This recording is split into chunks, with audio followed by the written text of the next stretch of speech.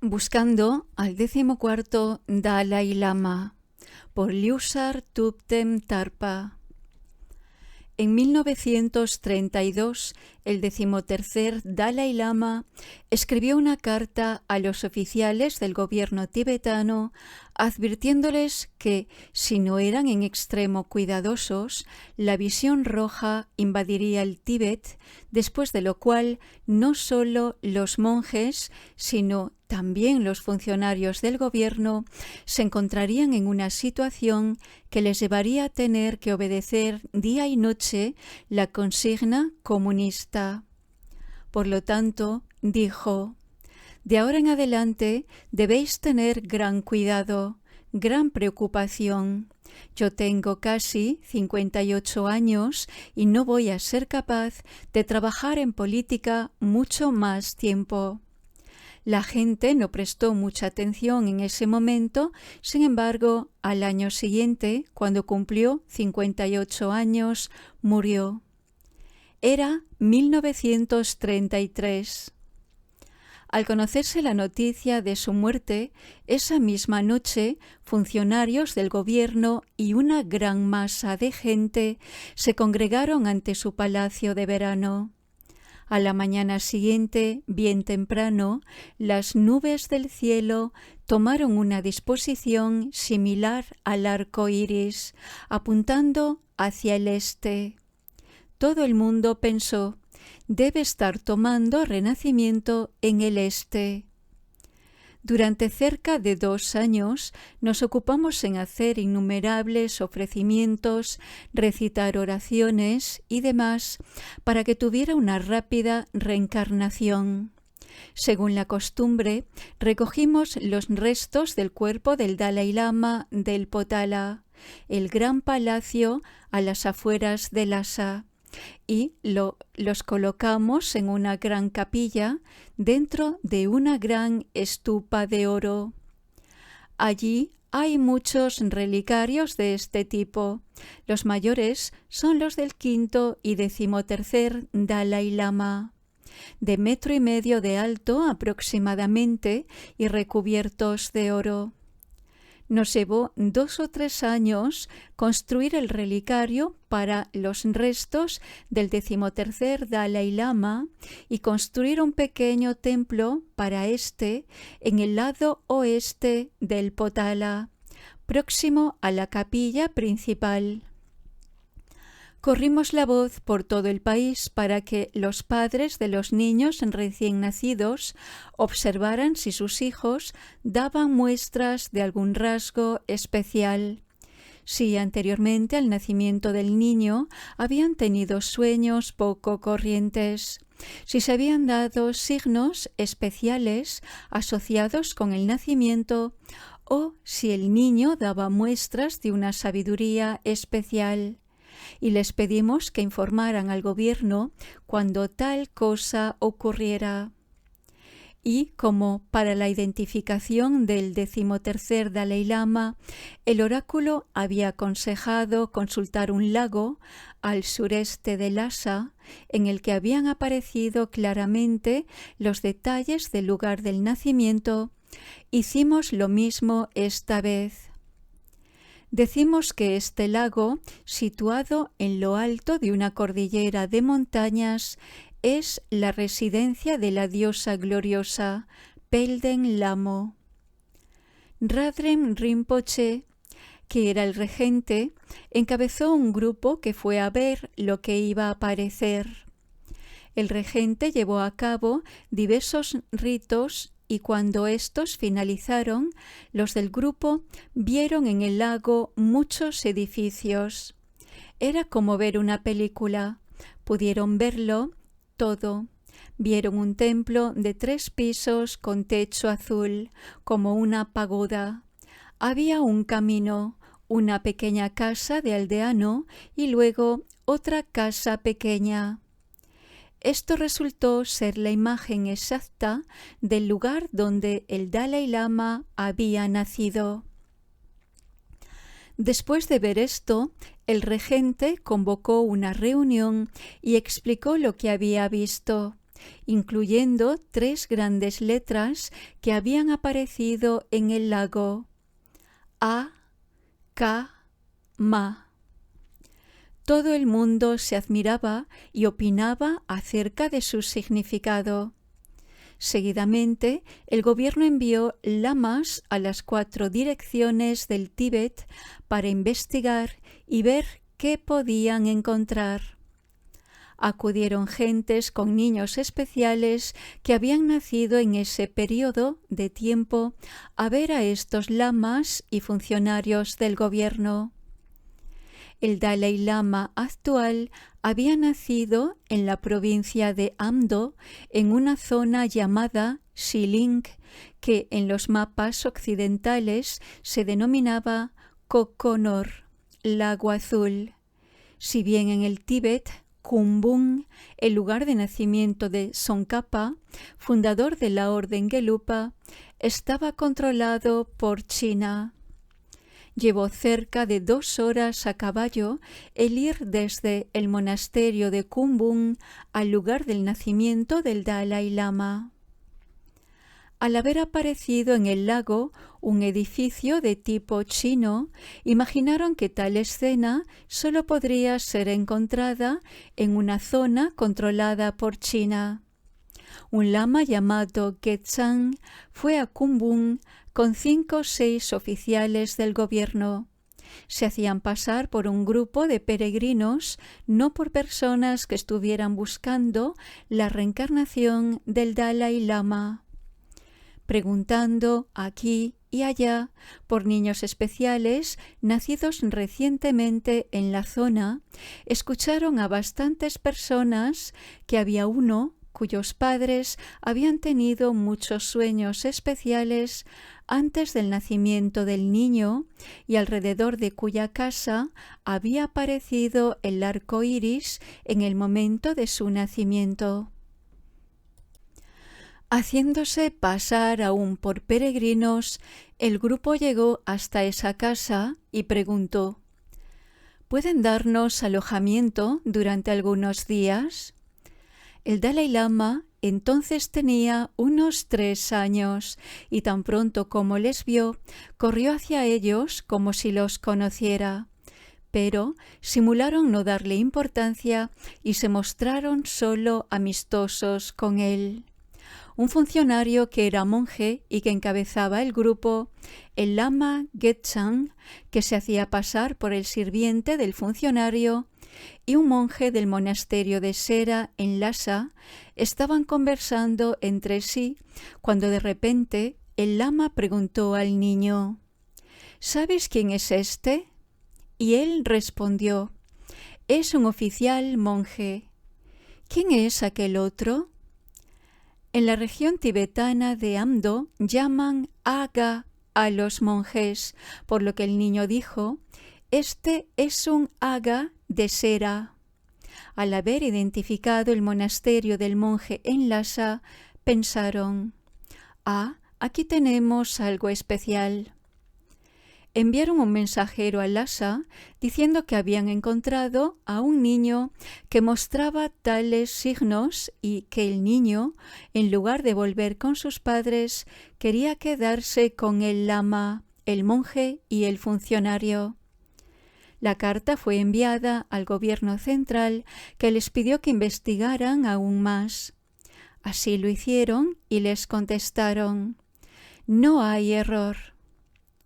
El cuerpo del 13º Dalai Lama había sido puesto en un relicario en el nuevo templo del Palacio del Potala, al lado del cual había 2 pilares de madera.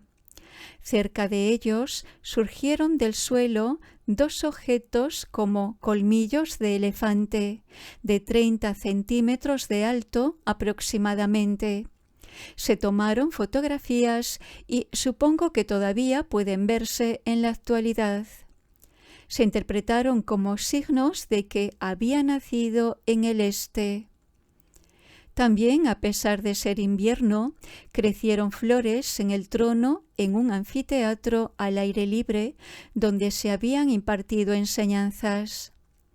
Era invierno, nadie había plantado semillas ni regado, pero crecieron flores. La gente estaba asombrada y se preguntaban por qué sería. Entendimos más tarde que al ser flores dragón era un signo de que en el año del dragón, 1940, el Dalai Lama ascendería al trono. En ese tiempo, la gente de Lhasa cantaba, aparentemente sin razón alguna, algo así como: «Para la larga vida de la señora del lago, hermosa flor».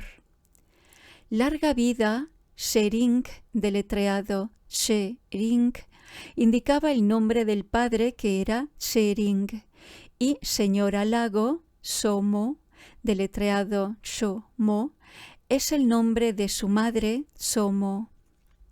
Hubo muchos signos parecidos, pero no les prestamos mucha atención en ese momento. Una vez recibidas instrucciones de Lhasa, el grupo continuó con su investigación. Los investigadores habían traído 2 rosarios, 2 malas, un pequeño tambor y un bastón que había pertenecido al anterior Dalai Lama, y también objetos similares que no le habían pertenecido. Al principio se le mostraron al niño 2 malas negros idénticos y tomó el correcto. Luego 2 malas amarillos idénticos y una vez más prefirió el mala correcto. Después de esto se le mostraron al niño 2 pequeños tambores, de los que el verdadero era mucho más pobre que el segundo, que estaba bellamente tallado y al que se había añadido una faldilla deslumbrante. Los investigadores pensaron que el niño escogería el tambor más atractivo y mayor, pero él escogió el correcto y comenzó a tocarlo. Tomó un bastón y lo miró, pero lo dejó en el suelo y cogió el otro, el correcto. Así es que eligió exactamente los objetos correctos. Todos estaban asombrados y tenían la certeza de que era el Dalai Lama. Enviaron un correo a Lhasa describiendo lo que había ocurrido. La decisión acerca de la reencarnación del Dalai Lama tenía que ser correcta, por lo que el gobierno quería comprobarlo aún más. Frente a una estatua muy importante y valiosa del tiempo del rey Sonsengampo, 569-650, el regente hizo girar 2 bolas que estaban dentro de una copa.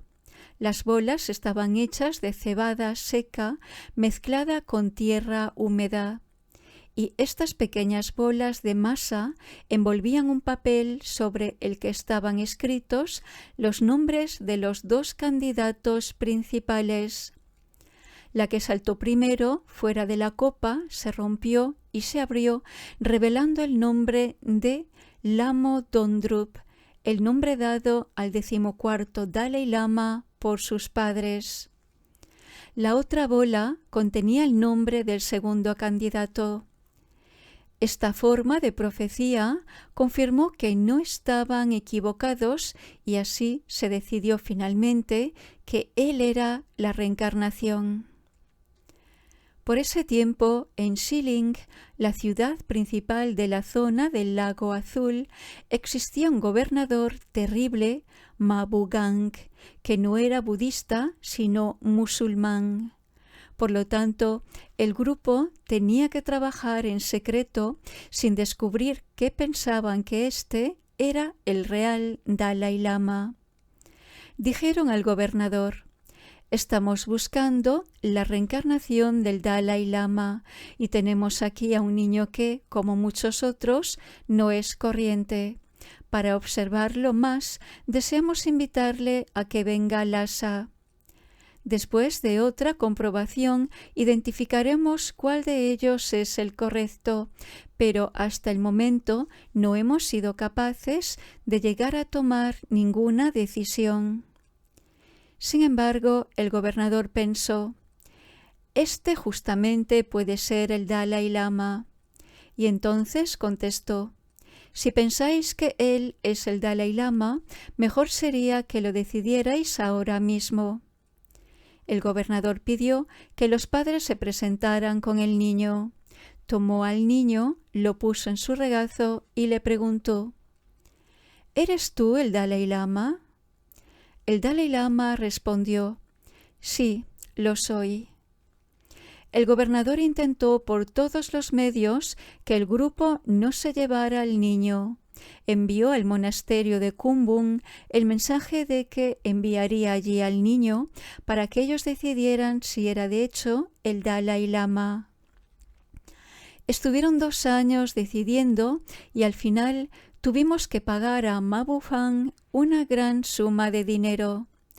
Primero se le ofrecieron $100,000 chinos de plata y más tarde se le entregaron 300,000 más, junto con una colección completa de las escrituras, las enseñanzas de Buda y sus comentarios indios, ambos impresos en letras de oro.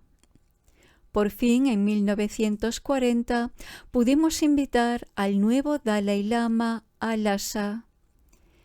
El viaje fue por las llanuras y como no teníamos ni carreteras ni coches, todo el recorrido tuvo que hacerse a caballo. Teníamos un carruaje tirado por mulas hecho para él. Tardamos 2 meses. En diferentes lugares había escoltas enviadas desde Lhasa para salir a su encuentro, y yo fui enviado como escolta en el tercer grupo. Mi encuentro con él se produjo en un desfiladero más allá de Nakchu, a una distancia de Lhasa de 7 u 8 días a caballo. Como el lugar de encuentro estaba justo sobre un desfiladero, lo cruzamos y esperamos. Preparamos ofrecimientos, tiendas y un trono, arreglando el lugar para que el grupo pernotara esa noche y la siguiente. Primero le dimos la bienvenida en una tienda. Venía presentado por una carta declarando que había sido decidido formalmente que era el Dalai Lama. Solo tenía 5 años entonces, pero no era para nada como los otros niños. Era asombroso. Después, en el mismo Nakchuk, el gobierno central había dispuesto grandes preparativos para dar la bienvenida al Dalai Lama en el gran monasterio. Había allí reunidas 2,000 o 3,000 personas y el Dalai Lama fue colocado en un trono muy alto y su padre y su madre en una plataforma mucho más baja. Otro niño no hubiera sido capaz de estar quieto en un lugar así mucho tiempo. Se habría ido con su madre, pero la gente venía a verle y tuvo que permanecer allí 2 horas. Él simplemente estuvo sentado quieto durante 2 horas. Otros niños habrían mirado a su alrededor, observando cuidadosamente lo que estaba ocurriendo. Sin embargo, era como si él hubiera visto todo eso antes y no le prestaba ninguna atención. Yo estaba asombrado, muy asombrado. Pasábamos cada día 2 o 3 horas en el camino, solo unas horas al día. A una distancia de 2 o 3 días de Lhasa se había instalado una gran tienda para que los oficiales del gobierno, las familias nobles y demás le recibieran. 3 monjes que habían sido sus sirvientes también fueron a recibirle. Uno hace las veces de un mayordomo, cuida su comida, vigila que sea preparada y se la presenta. Otro solamente cuida de su ropa, vigilando que esté limpia, a punto, preparada y retirada. El tercero prepara todos los artículos religiosos que son necesarios para los ritos y rituales. Estos son los tres principales sirvientes y su posición es muy elevada. El monje sirviente le trajo un tanka, una pintura de la diosa gloriosa, que se guarda en una caja de color rojo, cerrada, con una tapa. Nunca se abre y el tanka siempre está enrollado. Siempre está con el Dalai Lama y a donde quiera que va siempre lo lleva consigo. Desde tiempos del quinto Dalai Lama, ese tanka ha sido considerado como la propia diosa gloriosa. El sirviente lo colocó cerca de la entrada de la tienda y cuando el Dalai Lama pasó, lo cogió, lo llevó dentro de la tienda e inmediatamente lo abrió. Normalmente nunca se mira, pero se vio en aquella ocasión. Después lo envolvió y lo devolvió a su caja. Todo el mundo estaba asombrado de lo que él había hecho.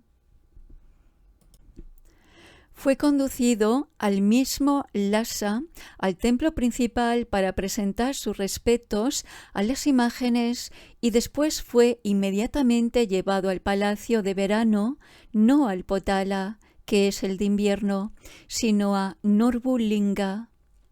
Durante el primer mes del año tibetano de 1941, que sería el segundo mes del calendario occidental, fue invitado a su residencia principal, el Potala, y la investidura en sí se hizo entonces.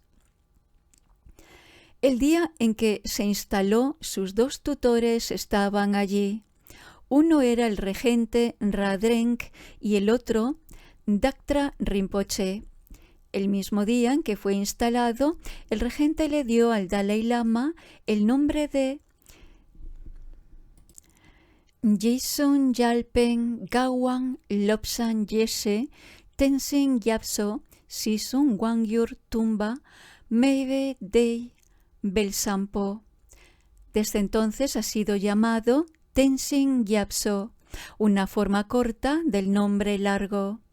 Se le rapó la cabeza como a un monje, dejándole un pequeño mechón largo en la parte superior, y después este fue cortado como signo de haberse convertido en un monje novicio.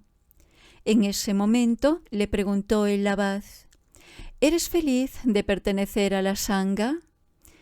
Sí, soy feliz, respondió.